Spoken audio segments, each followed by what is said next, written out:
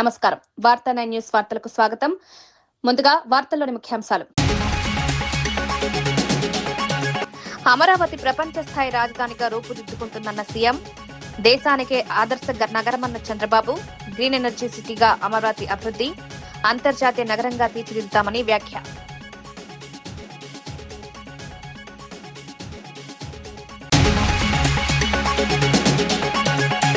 హరీష్ వ్యాఖ్యలకు క్షమాపణ చెప్పాలన్న ఆర్ఎస్ ప్రవీణ్, మహేష్ గౌడ్ వ్యాఖ్యలను ఖండించిన వైనం, హిందూ సమాజానికి క్షమాపణ చెప్పాలని డిమాండ్, మత విశ్వాసాలను కించపరచొద్దని వ్యాఖ్య.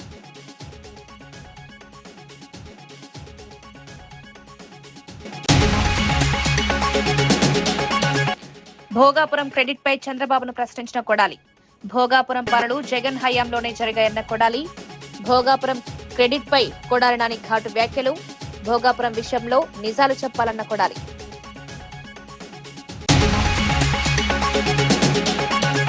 ఉప ఎన్నిక ఫలితాలు బీజేపీకి హెచ్చరిక అన్న కాంగ్రెస్ నేత, బీజేపీ విధానాలకు ప్రజల తీర్పన్న కోట్ల శ్రీనివాస్, ఉప ఎన్నికల ఫలితాలపై వ్యాఖ్యలు, ప్రజలు మార్పు కోరుకుంటున్నారన్న శ్రీనివాస్.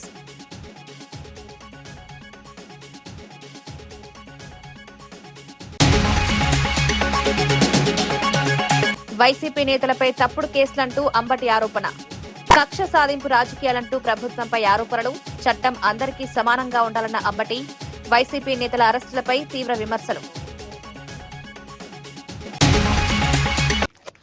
అమరావతిని అత్యాధునిక సదుపాయాలతో కూడిన ప్రపంచ స్థాయి రాజధానిగా తీర్చిదిద్దుతామని ముఖ్యమంత్రి చంద్రబాబు నాయుడు తెలిపారు. Amaravati green energy blue city concept తో అభివృద్ధి చెందుతోందని, దేశంలోనే వైర్లు కనిపించని తొలి నగరంగా రూపొందించనున్నామని చెప్పారు.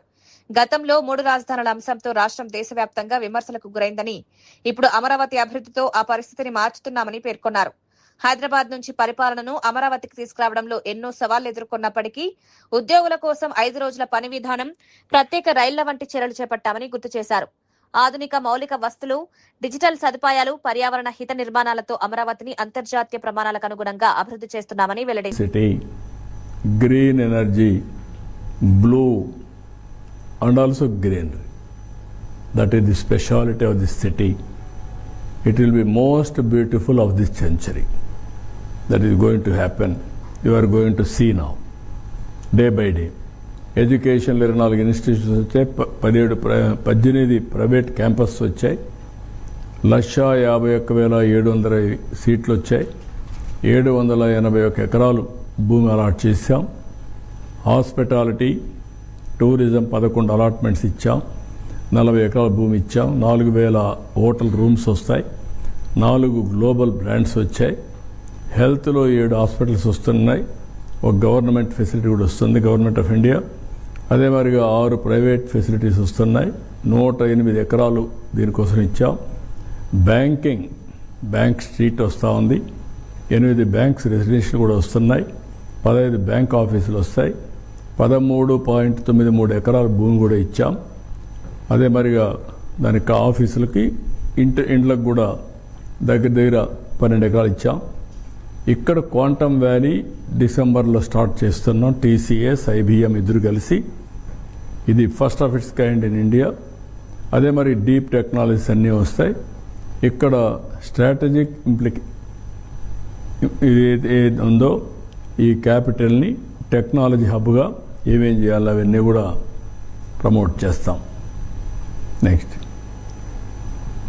ఒక పక్క నిన్న కూడా పీఎం గారు టీడీపీ జాతీయ ప్రధాన కార్యదర్శి నారా లోకేష్ యువగలం పాదయాత్రలో ఇచ్చిన హామీలను అమలు చేయలేదని వైఎస్సార్సీపీ రాష్ట్ర అధికార ప్రతినిధి వంగవీటి నరేంద్ర ఆరోపించారు.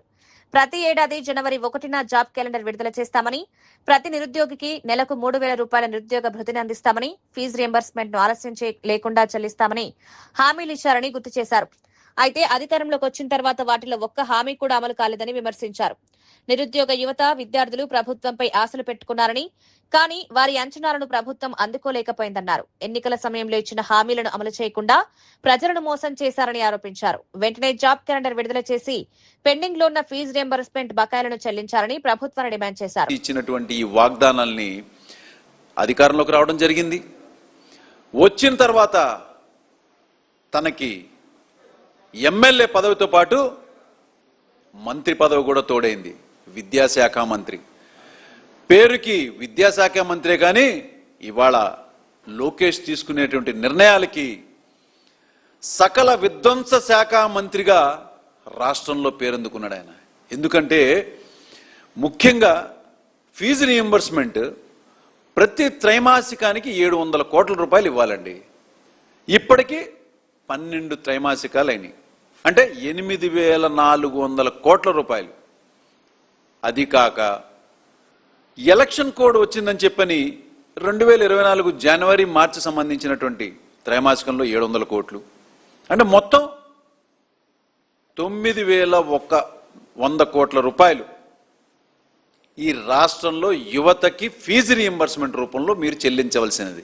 దానికి గాను ప్రభుత్వం ఎంత చెల్లించాలని చెప్పని లెక్కలు చెప్పారు. కేవలం 2,900 కోట్ల రూపాయలే ఇచ్చామని చెప్పారు. మరి మిగతా డబ్బులు ఎవరు కట్టాలి? ఆ తల్లిదండ్రులు కాలేజీలకు వెళ్తే మీ ఫీజులు బకాయిలు ఉన్నాయి, మీరు కడితే తప్పించి మీ పిల్లలకి సర్టిఫికెట్లు ఇవ్వమని చెప్తుంటే వారు ఆ గోడు ఎవరికి వినిపించుకోవాలి?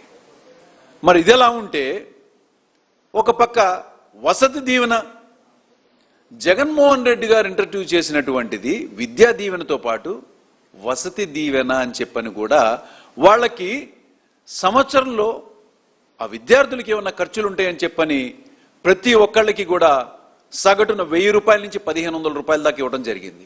ఇక ఆ వసతి దీవెన విషయానికి వస్తే సంవత్సరానికి 1,100 కోట్ల రూపాయలు చెప్పిన ఇప్పటికీ ₹1 కూడా చెల్లించాలి. అంటే ఈ 3 సంవత్సరాలకు సంబంధించినటువంటిది 3,300 కోట్లు, మొత్తం 9,500 కోట్ల రూపాయలు మీరు విద్యార్థులకు ఏదైతే మీ వాగ్దానం చేశారో పాదయాత్ర. రాష్ట్రంలో రెండో అతిపెద్ద ప్రభుత్వ క్యాన్సర్ ఆసుపత్రిని వరంగల్లో ఏర్పాటు చేయనున్నట్లు ఆరోగ్య శాఖ మంత్రి దామోదర్ రాజనరసింహ ప్రకటించారు. ఉమ్మడి వరంగల్ తో పాటు ఉత్తర తెలంగాణ ప్రజలకు అత్యాధునిక క్యాన్సర్ వైద్య సేవలను అందించడమే ప్రభుత్వ లక్ష్యమన్నారు. ప్రస్తుతం నిర్మాణంలో ఉన్న వరంగల్ సూపర్ స్పెషాలిటీ ఆసుపత్రిని ఈ ఏడాది చివరి నాటికి ప్రజలకు అందుబాటులోకి తీసుకొస్తామన్నారు. సచివాలయంలో మంత్రి కొండా సురేఖతో కలిసి వరంగల్, హన్మకొండ, జనగాం జిల్లాల్లో వైద్య సేవలపై సమీక్ష నిర్వహించారు. ఈ సమావేశంలో ప్రజాప్రతినిధులు, ఉన్నతాధికారులు, ఆరోగ్య శాఖ అధికారులు పాల్గొన్నారు. ప్రభుత్వ ఆసుపత్రుల్లో నాణ్యమైన వైద్య సేవలు అందించేందుకు అవసరమైన మౌలిక సదుపాయాలను మరింత బలోపేతం చేస్తామని మంత్రి తెలిపారు. ఉత్తర తెలంగాణ ప్రజలకు మెరుగైన క్యాన్సర్ చికిత్స అందుబాటులోకి రావడం వల్ల వేలాది మంది రోగులకు ప్రయోజనం కలగనుందని ప్రభుత్వం ఆశాభావం వ్యక్తం చేసింది.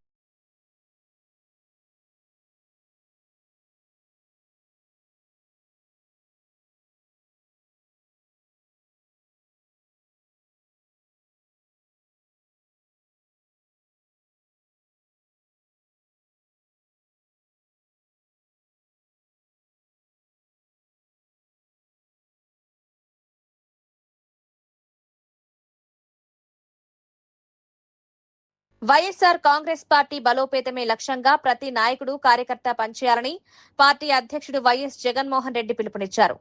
పార్టీలోకి చేరిన నేతలను ఉద్దేశించి మాట్లాడుతూ జీఎస్ అన్నను తాను గుండెల్లో పెట్టుకుంటారని, ఆయన పార్టీకి, ప్రజలకు మంచి చేస్తారనే పూర్తి నమ్మకముందన్నారు.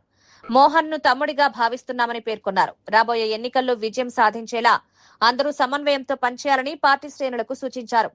పార్టీలో కొత్తగా చేరిన ప్రతి ఒక్కరిని సముచిత గౌరవం ఉంటుందని, ప్రజల కోసం కలిసి పనిచేయడమే ముఖ్యమన్నారు. పార్టీ కుటుంబం మరింత బలోపేతం కావడానికి ప్రతి కార్యకర్త కృషి చేయాలని కోరారు. ప్రజా సమస్యలపై నిరంతరం పోరాడుతూ వైఎస్ఆర్సీపీ సిద్ధాంతాలను గ్రామస్థాయికి తీసుకెళ్లాలని జగన్ పిలుపునిచ్చారు. సహచరులందరూ కూడా ఎవరైతే వైఎస్ఆర్ కాంగ్రెస్ పార్టీలోకి ఈరోజు జాయిన్ అవుతా ఉన్నారో మీ అందరికీ కూడా సాధారణంగా వైఎస్ఆర్ కాంగ్రెస్ పార్టీ కుటుంబంలోకి అందరినీ కూడా సాదరంగా కూడా ఆహ్వానిస్తా ఉన్నాను. అదేవిధంగా జిఎస్ఎన్ కూడా గుండెల్లో పెట్టుకుంటాను. జిఎస్ఎన్ కూడా అన్ని రకాలుగా కూడా మంచి చేస్తాడు అని చెప్పి కూడా ఖచ్చితంగా చెప్తా ఉన్నాను. అంటే మీరందరూ రావడం, మోహన్ ను తమ్ముడుగానే భావించి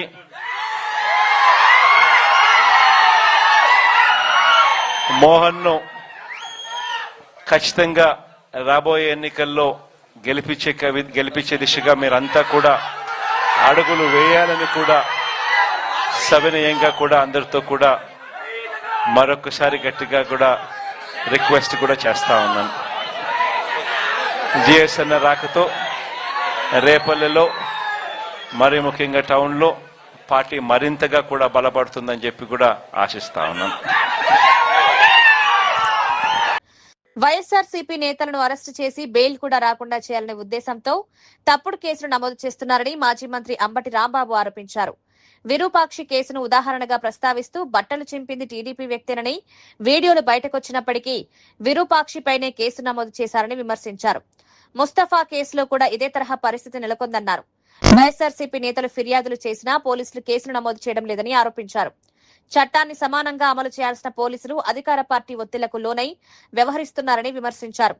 ప్రజాస్వామ్యంలో ప్రతిపక్ష నాయకులను లక్ష్యంగా చేసుకుని వ్యవహరించడం సరికాదని, చట్టం అందరికీ సమానంగా ఉండాలన్నారు. టార్గెట్ చేసి ఫాల్స్ కేసులు పెట్టి అరెస్ట్ చేసి జైల్లో పెట్టి బెదిరించాలనేటువంటి ప్రయత్నం జరుగుతున్నట్టుగా అర్థమవుతుంది. ముస్తఫానే కాదు, విరూపాక్ష ఆలూరు ఎమ్మెల్యే గారు ఆయన అరెస్ట్ చేశారు. ఆయన అరెస్ట్ చేసిన విధానం చాలా ఘోరం. తలుపులు పగలగొట్టి, సీసీ కెమెరాలు మొత్తం పగలగొట్టి పోలీసులే తీసుకొచ్చారు, అరెస్ట్ చేశారు, కేసు పెట్టారు. అంటే ఎవరినైనా అరెస్ట్ చేస్తే బెయిల్ రాకోకుండా ఉండే కేసులు పెట్టాలి అనేటువంటి కుట్ర ప్రభుత్వం, పోలీసులు చేస్తున్నారు. అది ఇక్కడ బాధాకరమైన అంశం. ఆలూరు ఎమ్మెల్యే విరూపాక్ష గారి కేసులో ఒక మహిళను బట్టలు చించేశాడు అని కేసు పెట్టారు. అంటే బెయిల్ రాకుండా ఉండేందుకు. ఆ బట్టలు ఎవరు చించారంటే చాలా చిత్రం. ఆ మహిళ యొక్క భర్త చించాడు. అది సీసీ ఫుటేజ్లో కనపడుతుంది, అన్ని టీవీలో వస్తుంది వాళ్ళ. అంటే ఒక వైఎస్ఆర్ కాంగ్రెస్ పార్టీ నాయకుడిని అరెస్టు చేయాలి, బెయిల్ రాకోకుండా నివారించాలి అంటే వాళ్లే నేరం చేసి ఆ నేరాలు మా మీద మోపుతున్నారు. తాజా ఉదాహరణ విరూపాక్షి. ఆ భర్త ఎవరో నాగరాజు, ఆయన భార్య సీసీ కెమెరా పాపం చూసుకోలేదు. పాపం ఆమె భార్య బట్టలు చేశాడు, చించేసి నిరూపాక్ష గారు బట్టలు చించడానికి రిపోర్ట్ ఇచ్చాడు. పోలీసులు కూడా కేసు రిజిస్టర్ చేశారు. ఏంటి దారుణం, నాకు అర్థం కాలేదు. అంటే వైఎస్ఆర్ కాంగ్రెస్ పార్టీ నాయకుల్ని, వైఎస్ఆర్ కాంగ్రెస్ పార్టీ ఎమ్మెల్యేలని అరెస్ట్ చేయడానికి, తప్పుడు కేసులు పెట్టడానికి పోలీసులు ప్రయత్నం చేయటం అంటే ఎంత దారుణం. ఇది అన్యాయం కాదా? ఇది కూడా అంతేగా. నిన్న ప్రకటన ఇచ్చారు, మరి ప్రకటన చూసారేమో, గుజరాత్ తెలుగులో ఇచ్చింది. అక్కడికి వెళ్ళి పట్టుకొచ్చారు. ఆ కుటుంబాన్ని వేధించే కార్యక్రమం చేస్తున్నారు. ఎంతకాలం చేస్తారు ఇది, నాకు అర్థం కాలేదు. చాలా దుర్మార్గమైనటువంటి పద్ధతుల్లో పోలీస్ యంత్రాంగం ప్రవర్తిస్తుంది. బీహార్, మధ్యప్రదేశ్ ఉప ఎన్నికల ఫలితాలు బీజేపీ అనుసరిస్తున్న ప్రజా వ్యతిరేక విధానాలకు ప్రజలిచ్చిన తీర్పని Hyderabad agriculture market vice chairman Kotla Srinivas వ్యాఖ్యానించారు.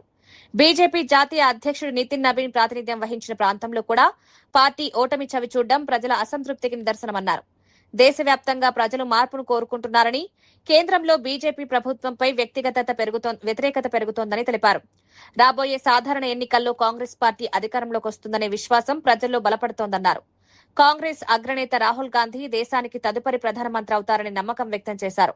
ప్రజాస్వామ్య విలువలను కాపాడే ప్రభుత్వాన్ని ప్రజలు కోరుకుంటున్నారని, ఉప ఎన్నికల ఫలితాలందే సంకేతాన్నిస్తున్నాయని వ్యాఖ్యానించారు. నిదర్శనం చెప్పక తప్పదు. అదేవిధంగా అమిత్ షా గాని, నరేంద్ర మోడీ గాని 56 ఇంచుల ఛాతీ అని దర్పం చూపించకుండా, తానాశాయి చెలాయించకుండా ప్రజాస్వామ్యంలో పాలన చేయాలని సందర్భంగా మనవి చేస్తా ఉన్నాను.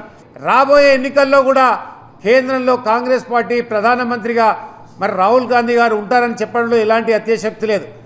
నేను తెలంగాణ రాష్ట్ర ఎంపీలను డిమాండ్ చేస్తున్నా, గౌరవ రాష్ట్ర ముఖ్యమంత్రి పార్టీలకు అతీతంగా కేంద్ర మంత్రులను కలిసి ఈ రాష్ట్రానికి రావాల్సిన హక్కుల గురించి కానీ, నీళ్ళ గురించి కానీ, నిధుల గురించి కానీ, మెట్రో స్టేషన్ల గురించి కానీ, అదేవిధంగా ఓఆర్ఆర్ గురించి కానీ, భారత్ ఫ్యూచర్ సిటీ గురించి ఈరోజు మరి మా ముఖ్యమంత్రి చేస్తున్న ప్రయత్నాన్ని మీకు ఎందుకు ఆదివాసీల సమస్యలపై ఎమ్మెల్యే విడమ బొజ్జు తీవ్ర ఆందోళన వ్యక్తం చేశారు.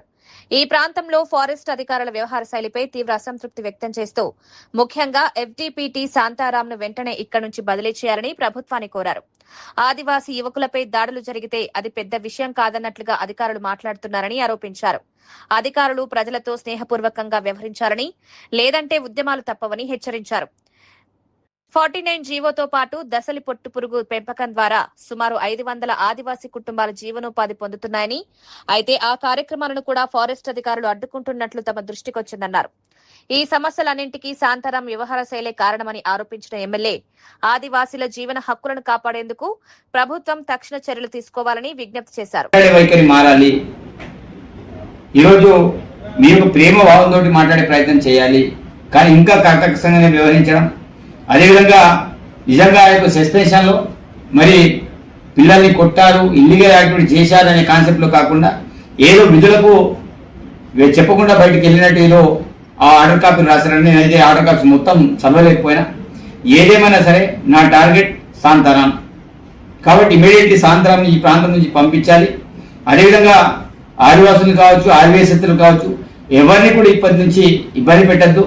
వాస్తవంగా ఈ యొక్క సస్పెన్షన్ తోటి రాష్ట్ర వ్యాప్తంగా కూడా అటవీ శాఖలో కొన్ని మార్పులు జరగాలని కోరుకుంటున్నా. ఎందుకంటే మీరు చేసే అరాచకాలు ఎవరు కూడా భరిస్తలేరు.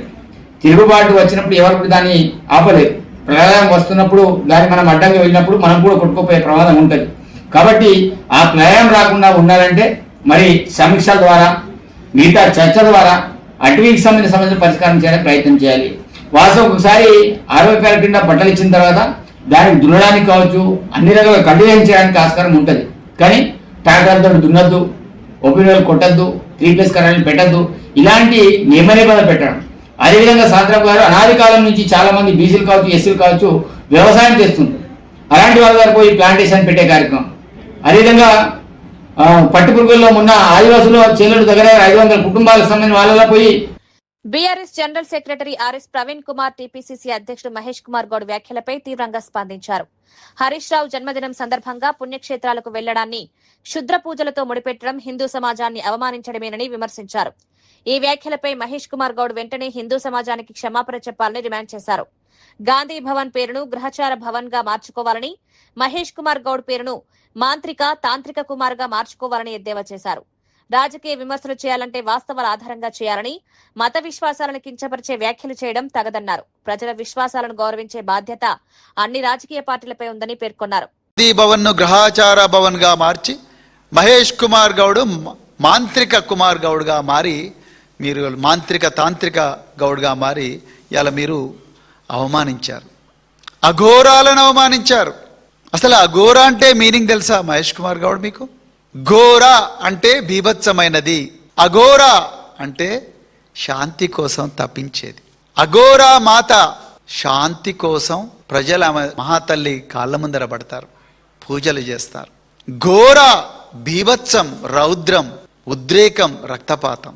అఘోర, అఘోర శాంతి, ప్రశాంతత, సుఖం, సౌఖ్యం, ఇవి సుఫలం సఫలం, ఇవన్నీ కూడా అఘోరలో ఉంటాయి.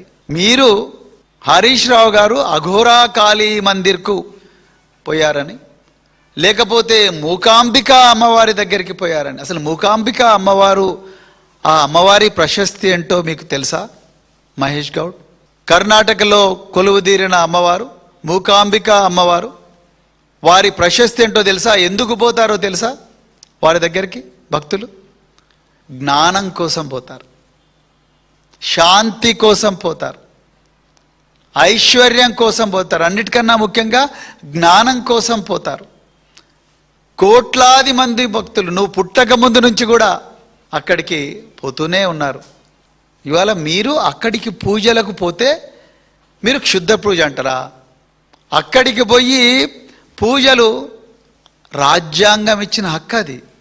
ఆర్టికల్ 19 ఏం చెప్తుంది? ఈ దేశంలో పుట్టిన ప్రతి పౌరుడు కూడా తనకిష్టమైన ప్రాంతానికి వెళ్ళవచ్చు. Freedom of movement. Article 19 grants freedom of movement for any citizen of this country.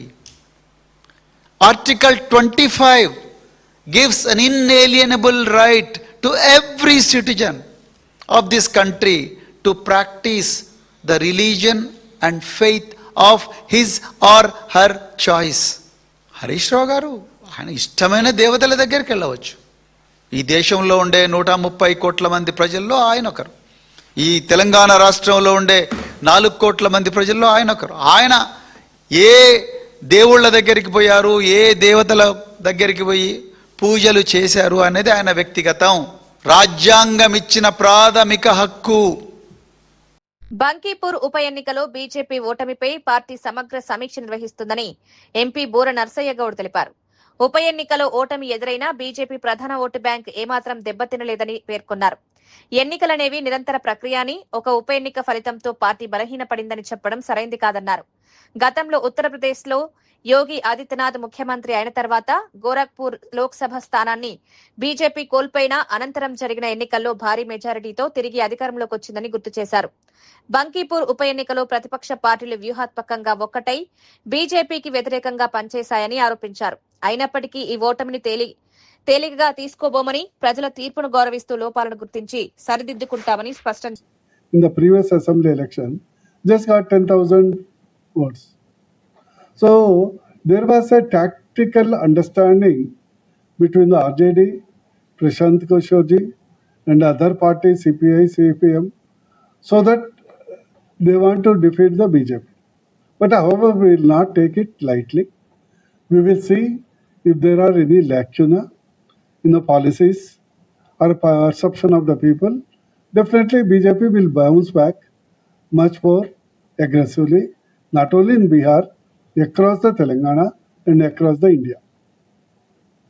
రామాలయానికి సంబంధించిన వివాదంపై ఉత్తరప్రదేశ్ ముఖ్యమంత్రి యోగి ఆదిత్యనాథ్ స్పందించారు. ఈ వ్యవహారం విరాళాలకు సంబంధించింది కాదని, భక్తులు సమర్పించిన కానుకల చోరీకి సంబంధించిన అంశమని స్పష్టం చేశారు. ఈ ఘటనపై దర్యాప్తు జరపాలని ఆలయ ట్రస్ట్ ప్రభుత్వాన్ని కోరుతూ లేఖ రాసిందని తెలిపారు.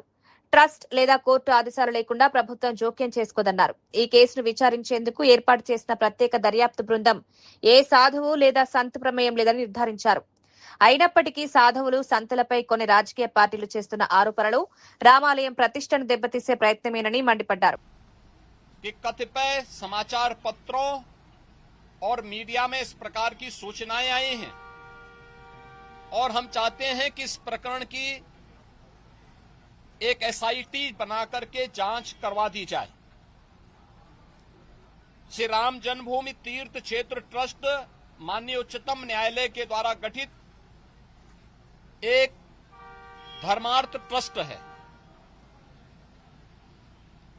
राज्य सरकार इस मामले में कोई हस्तक्षेप बिना ट्रस्ट के आग्रह पर या मान्य न्यायालय के आदेश के बगैर कोई भी निर्णय नहीं ले सकती थी. ट्रस्ट ने अपील की, अनुरोध किया. राज्य सरकार ने 13 जून को स्वयं उनके अनुरोध के क्रम में एक एसआईटी गठित कर दी, जिसमें सचिव स्तर के एक सीनियर अधिकारी को एसआईटी का अध्यक्ष,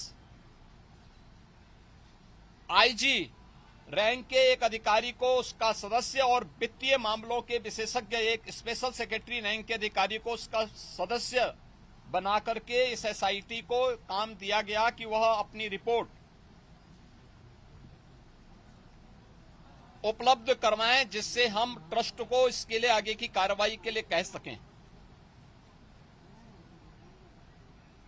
15 जून से कार्य प्रारंभ किया. इस पूरे प्रकरण में एसआईटी ने अपनी कार्रवाई प्रारंभ की और 23 जून को उन्होंने अपनी पहली अंतरिम रिपोर्ट प्रस्तुत की. 23 जून की अपनी रिपोर्ट के बाद जो रिपोर्ट एसआईटी ने उपलब्ध करवाई, उस रिपोर्ट के क्रम में उत्तर प्रदेश सरकार ने ट्रस्ट को उसकी सिफारिशों को उपलब्ध करवाया और ट्रस्ट ने 25 जून को इस पर एफआईआर लॉन्च करवाया. अयोध्या में एफआईआर लॉन्च हुई. एफआईआर लॉन्च होने के बाद उपलब्ध साक्ष्य और प्रमाण के आधार पर कुल 8 लोग पकड़े गए, जिनमें 6 लोग चढ़ावे से जुड़ी हुई धनराशि में चोरी करते हुए या धनराशि को इधर उधर करते हुए देखे गए। उस आधार पर कार्रवाई हुई। 2 लोग इस पूरे प्रकरण में जिनकी जिम्मेदारी थी, उन लोगों को और उसके साथ जोड़ करके यह 8 लोगों की गिरफ्तारी हुई। अभी एसआईटी की जांच चल ही रही थी कि माननीय उच्चतम न्यायालय में जो योजित एक पीआईएल थी, उसके तहत उच्चतम न्यायालय ने आगे की कार्रवाई के लिए एसआईटी के पुनर्गठन के साथ ही इस पूरे प्रकरण को अपनी देखरेख में आगे बढ़ाया। భోగాపురం అంతర్జాతీయ విమానాశ్రయ నిర్మాణంపై మాజీ మంత్రి కొడాలి నాని తీవ్ర విమర్శలు చేశారు. విమానాశ్రయం నిర్మాణంలో చంద్రబాబు పాత్ర ఏమిటో ప్రజలకు చెప్పాలని ప్రశ్నించారు. ఎన్నికలకు ముందు శంకుస్థాపన చేసి ప్రకటనలు ఇవ్వడం తప్ప ఆయన చేసిందేమీ లేదన్నారు. వైఎస్ జగన్ ప్రభుత్వమే దాదాపు 1000 కోట్ల రూపాయలు వెచ్చించి భూసేకరణ పూర్తి చేసి రైతులకు పరిహారం చెల్లించి అవసరమైన అనుమతులు తీసుకుందని పేర్కొన్నారు. 3 గ్రామాల ప్రజలను గౌరవప్రదంగా పునరావాసం కల్పించి జీఎంఆర్ కు పనులు అప్పగించిందని వివరించారు. చంద్రబాబు ప్రభుత్వం 1 రూపాయి కూడా ఖర్చు చేయకుండా ఇప్పుడు ప్రారంభోత్సవం పేరుతో క్రెడిట్ తీసుకుంటోందని ఆరోపించారు. ఆ గ్రామాల్లో ఒక గ్రామంలో ఉన్నటువంటి ఎన్నికలప్పుడు జగన్మోహన్ రెడ్డి గారు వెళ్తే ఒక గ్రామంలో ఉన్నటువంటి మహిళ ఇక్కడికి ఎర్ర బస్సు రాదు, మమ్మల్ని మాకెందుకు మా పొలాలు తీసుకుని మమ్మల్ని ఎందుకు ఇబ్బంది పెడుతున్నారని అడిగారు. దాన్నే జగన్మోహన్ రెడ్డి గారు చెల్లెలు అడుగుతానని చెప్పి మేము అధికారంలోకి వస్తే 2000 ఎకరాల్లోనూ 2200 ఎకరాల్లోనూ మేము కడతాము, మిమ్మల్ని ఇబ్బంది పెట్టమని చెప్పి ఆయన చెప్పడం జరిగింది. అదేవిధంగా ఈయన శంకుస్థాపన చేసినటువంటి ప్రాంతాన్ని కానీ ఆ పిల్ల అడిగినట్టు ఊరు కానీ దీంట్లో కలవల 15,000 ఎకరాలు తీసేసి చంద్రబాబు కనీసం ల్యాండ్ కూడా ఎక్టివేట్ చేయలే. పేపర్ ప్రకటన 15,000 ఎకరాల్లో ఎయిర్పోర్ట్ కడతాను. ఇది ప్రపంచంలోనే ఎక్కడా లేదు. 15,000 ఎకరాల్లో ఈయన కడతాను ఒక ప్రకటన చేసి ఒక శంకుస్థాపన చేసి ఒక రాయి ఒక కొబ్బరికాయ ఒక టాపీ మేసం తీసుకెళ్ళి లేచాడు, అయిపోయింది. పాపం ఈ జగన్మోహన్ రెడ్డి గారు వచ్చి ఆ భోగాపురం ప్రాంతంలో 2,200 ఎకరాలు 1000 కోట్ల రూపాయలు ప్రభుత్వం డబ్బు కట్టాడు, ల్యాండ్ ఎక్వైర్ చేశారు. 3 గ్రామాలను అక్కడి నుంచి రీహాబిలిటేషన్ పక్కకు తరలించి దానికి కావాల్సినటువంటి అనుమతులన్నీ తీసుకొచ్చి కేంద్ర ప్రభుత్వం దగ్గర జిఎంఆర్కి ఇచ్చారు కాంట్రాక్టు. దీంట్లో కాంట్రాక్ట్ అంటే ఏంటి? ప్రభుత్వం రాష్ట్ర ప్రభుత్వం పొలాలకు డబ్బులు కట్టింది రైతులకి, దానికి కావాల్సిన అనుమతులు కేంద్ర ప్రభుత్వం ఇచ్చింది. ఈ రీహాబిలిటేషన్ కూడా రాష్ట్ర ప్రభుత్వమే డబ్బులు కట్టి దాదాపు 1,500 కోట్ల రూపాయలు జగన్మోహన్ రెడ్డి గారి ప్రభుత్వం వాళ్ళకి ఇచ్చింది, అయిపోయింది. చంద్రబాబు నాయుడు గారు వైకో ఇన్ పార్లమెంట్ పుస్తకావిష్కరణ కార్యక్రమంలో కాంగ్రెస్ అగ్రనేత రాహుల్ గాంధీ దేశ సమైక్యత, భాషా వైవిధ్యంపై కీలక వ్యాఖ్యలు చేశారు. ప్రతి రాష్ట్రానికి తన భాష, సంస్కృతి, చరిత్రను కాపాడుకునే హక్కు ఉందని స్పష్టం చేశారు. తమిళం, మరాఠీ, బెంగాలీ, మలయాళం వంటి భాషలను, ఆయా రాష్ట్రాల సంస్కృతులను అర్థం చేసుకోకుండా ఒకే ఆలోచనను దేశంపై రుద్దే ప్రయత్నాలు జరుగుతున్నాయని విమర్శించారు. ఆర్ఎస్ఎస్ చెప్పే చరిత్ర, భాష మాత్రమే ముఖ్యమని చెప్పడం భారత వైవిధ్యానికి విరుద్ధమన్నారు. ఇదే అంశంపై విద్యార్థులు దేశవ్యాప్తంగా ఆందోళన చేస్తున్నారని పేర్కొన్నారు. భారతదేశ బలం దాని భిన్న సంస్కృతులు, భాషలు, చరిత్రలోనే ఉందని, వాటిని ఎవరూ అణచివేయలేరని రాహుల్ గాంధీ స్పష్టం చేశారు. Constitution says that every state represents one history, one tradition, one language, one expression of our people. And so every single state has the right to that expression. Every single state must be treated fairly. And when I spoke of consistency, when I said Mr. Vaiko is a consistent politician, the one thing that he has defended all his life is the aspirations, the dreams, the imagination of the Tamil people. Tamil language, the future of Tamil Nadu, the suffering of Tamil Nadu, and that is really what India is about. Every state has the right to express itself. Every state has the right to its own culture, the right to its own history, the right to its own language. And here we have suddenly some ignorant people who don't understand the Tamil language, who don't understand the Tamil people, who don't understand the Marathi people, who don't understand the Bengali people, who don't understand the people from Kerala, and say no. None of these histories are relevant. None of these imaginations are relevant. None of these languages are relevant. The only language, the only history that's important, relevant, is the one ascribed by the RSS. And this is really what the fight is about. This is why the students are outside. Because India will never ever accept any of its cultures, any of its languages, any of its histories to be trampled by anybody. And that is what really all the people on this stage do. They defend the idea of India in their own way, in their own state, in their own way, with their own imagination. And so I would like to thank from the bottom of my heart Mr. Vaiko for the service that he has done, not just to Tamil Nadu, but to the Indian Union, to the Constitution of India.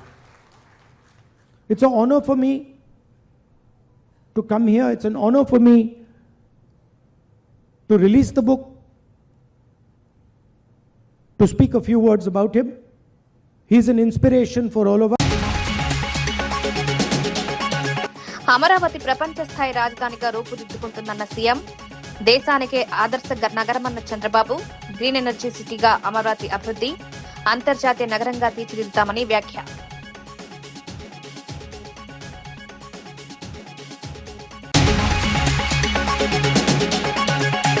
Harish వ్యాఖ్యలకు క్షమాపణ చెప్పాలన్న RS Praveen, Mahesh Goud వ్యాఖ్యలను ఖండించిన వైనం, హిందూ సమాజానికి క్షమాపణ చెప్పాలని demand, మత విశ్వాసాలను కించపరచొద్దని వ్యాఖ్య.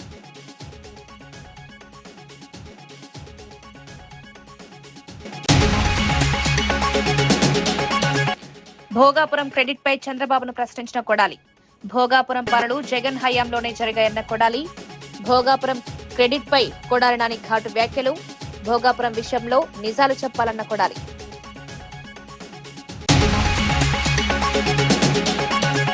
ఉప ఎన్నిక ఫలితాలు బీజేపీకి హెచ్చరిక అన్న కాంగ్రెస్ నేత, బీజేపీ విధానాలకు ప్రజల తీర్పన్న కోట్ల శ్రీనివాస్, ఉప ఎన్నికల ఫలితాలపై వ్యాఖ్యలు, ప్రజలు మార్పు కోరుకుంటున్నారన్న శ్రీనివాస్.